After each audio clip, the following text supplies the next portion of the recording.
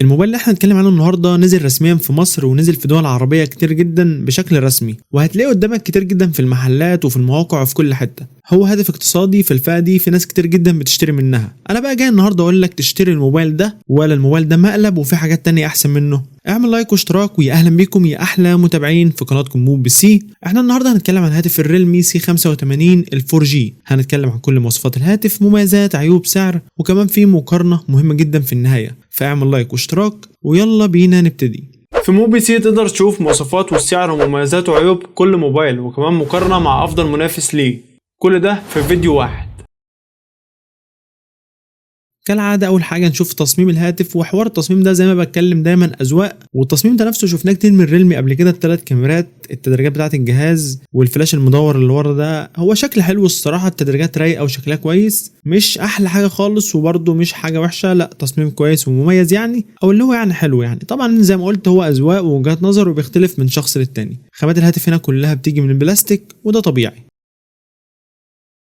على طول نخش على الشاشة اللي هنا جاب حجم 6.8 بوصة، جودتها HD بلس وبدقة 1570 في 720 بكسل مع معدل كثافة بكسلات 254 بكسل لكل انش، والشاشة هنا نوعها IPS LCD، ومعدل التحديث 144 هرتز، والسطوع بتاعها 1200 شمعة. وللأسف الشاشة هنا مش مناسبة تماما في السعر ده نهائي، ولا هي شاشة 1080 زي المنافسين، ولا حتى شاشة أموليد زي المنافسين برضو اللي في الفئة دي. الفئة دي كلها تقريبا أموليد، هي 144 هرتز ولكن مش منافسة ولا مناسبة. هو بس عشان الموبايل مقاوم للمية بأعلى شهادة في العالم، فبيضحوا بحاجات تانية. الموبايل اعتمادي درجة أولى اللي هو ضد الكسر ضد المية، فبيضحوا بقى تلاقيهم بيضحوا بالشاشه بالمعالج الحاجات دي. فللاسف هي ممكن تمشي الدنيا، ولكنها مش الافضل تماما في السعر ده، ومن اقل الشاشات اللي في السعر ده. المنافسين بيقدموا شاشات تكتسحها.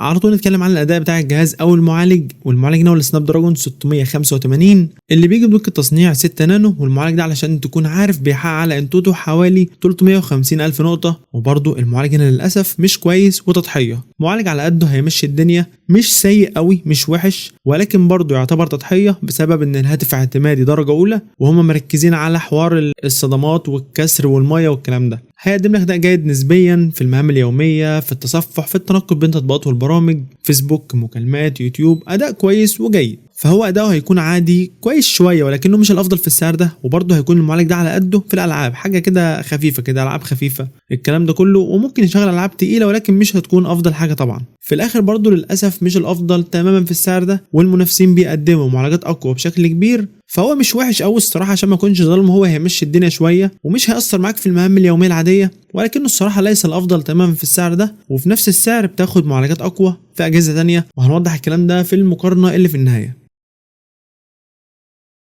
الجهاز بيجي بنسختين، ال 128 جيجا مع 8 وال 256 جيجا مع 8، وفي نسخة تانية 6 جيجا رام. والجهاز بيدعم تركيب كارت ميموري خارجي ولكن بيركب مكان الشريحة التانية. بالنسبة لكاميرات الهاتف، فالجهاز بيجي باتنين كاميرا خلفية، الأولى 50 ميجا بكسل ودي الكاميرا الأساسية فتحة عدسة f1.8، والكاميرا التانية للعزل. تقدر تصور فيديوهات من الكاميرا الخلفية 1080 30 فريم في الثانية، وكاميرا الهاتف الأمامية بتيجي 8 ميجا بكسل وبتصور فيديوهات 1080 30 فريم في الثانية. على طول نتكلم عن حاجة من مميزات الجهاز ده، وحاجة ممتازة جدا في السعر ده الصراحة، وهي البطارية والشحن السريع. الجهاز هنا جايب بطارية 7000 ملي أمبير، حجم ممتاز وجامد، بطارية ممتازة وكويسة، وهتاخد منها أداء كويس وهتقعد معاك طول اليوم تقريبا ومش هتأثر معاك. كمان هي بتدعم الشحن السريع بقوة 45 واط، ودي سرعة مناسبة جدا للسعر ده، وبتدعم الشحن العكسي. الجهاز هيجي باندرويد 15 من العلبه، وللاسف ما بيدعمش NFC، وده طبعا عيب في السعر ده. في بعض المنافسين في السعر ده بيدعموا NFC.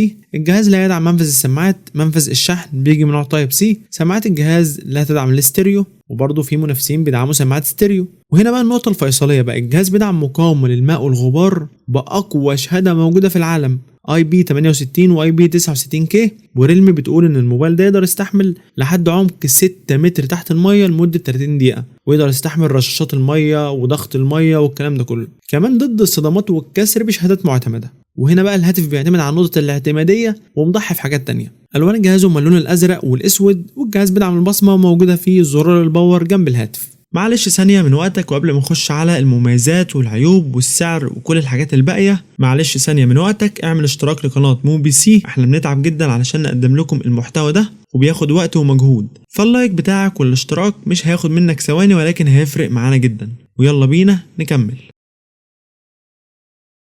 طيب بالنسبة لمميزات الهاتف، البطارية الصراحة عملاقة وممتازة مع شحن سريع مناسب جدا للسعر ده. كمان الهاتف مقاوم للماء بأعلى شهادة مقاومة في العالم، وكمان مقاوم للصدمات، فهو الهاتف اعتمادي درجة أولى زي ما قلت قبل كده. طيب بالنسبة للعيوب، الصراحة الشاشة زي ما قلت مش الأفضل تماما في السعر ده، ولا هي أموليد ولا هي جودة 1080. يعني المنافسين كلهم بيقدموا شاشات ممتازة في السعر ده كجودة وكنوع يعني، فهي مش الأفضل تماما في السعر ده. وطبعا زي ما قلت مضحيين علشان الاعتمادية. برضو المعالج مش سيء قوي، لا هيمشي الدنيا كويس شوية، ولكنه ليس الأفضل تماما في السعر ده ومش بيقدم حاجة كويسة. طيب بعد ما شفنا كل مواصفات الهاتف، خلونا نعرف السعر قبل بقى ما نخش على المقارنة اللي موجودة في النهاية. والأسعار دي للنسخة ال 256 جيجا مع 8. والهاتف نزل رسميا في الخارج بسعر حوالي 185 دولار، والموبايل نزل رسميا في مصر بسعر 10000 جنيه. أما السعر المتوقع في السعودية حوالي 700 ريال، عشان تقريبا الجهاز لسه منزلش في السعودية. طيب بعد ما شفنا كل مواصفات الهاتف، مميزات، عيوب، سعر، كل حاجة تقريبا، ايه بقى المنافس بتاع الجهاز ده في نفس سعره وفي نفس فئته؟ هقول لك عندنا هاتف الانفينكس هوت 60 برو بلس. هاتف ده هو اقوى منافس للجهاز اللي احنا بنتكلم عليه النهارده. فاحنا هنخش على مقارنه سريعه بين الجهازين، ولكن قبل المقارنه حابب اقول لك ان احنا عملنا مراجعه كامله للانفينكس هوت 60 برو بلس. لو تحب تشوفها سيبها لك في الاي اللي هتظهر لك فوق دلوقتي. تعالوا اول حاجه نقارن المعالجات، وهنا معالج الريلمي هو السناب دراجون 685، ومعالج الانفينكس هو الميديا تك هيليو جي 200. وهنا معالج انفينكس افضل بشكل كويس يعني. بالنسبه للشاشه فالريلمي جايب الشاشه اي بي اس ال سي دي جوده 720 و144 هرتز معدل تحديث، وشاشه انفينكس شاشه اموليد جوده 1.5 كي وبرده 144 هرتز معدل تحديث. وهنا شاشه انفينكس تكتسح زي ما قلت قبل كده في حوار الشاشات ده، لان شاشه الريلمي من اقل الشاشات اللي موجوده في السعر ده. الريلمي جاب بطاريه 7000 ملي امبير وشحن سريع 45 واط، وانفينكس 5160 ملي امبير وشحن سريع 45 واط. وهنا طبعا الريلمي تتفوق بسبب البطاريه.